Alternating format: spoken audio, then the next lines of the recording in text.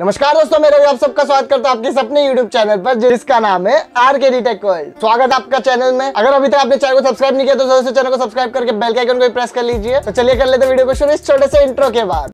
I'm OG, y'all new to the game.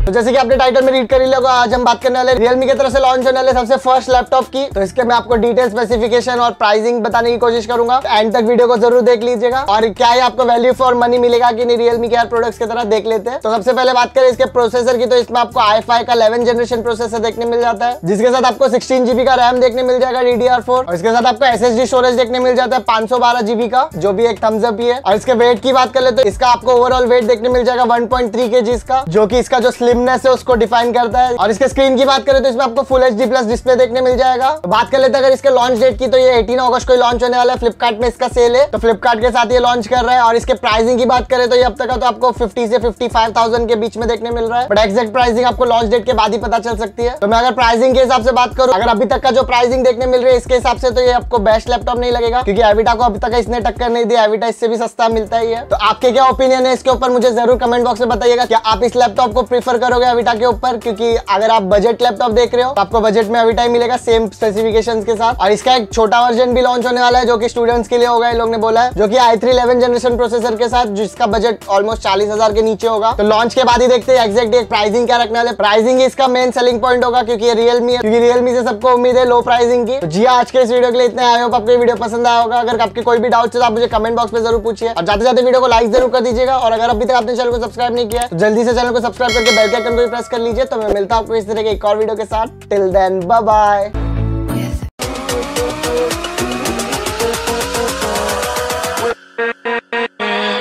With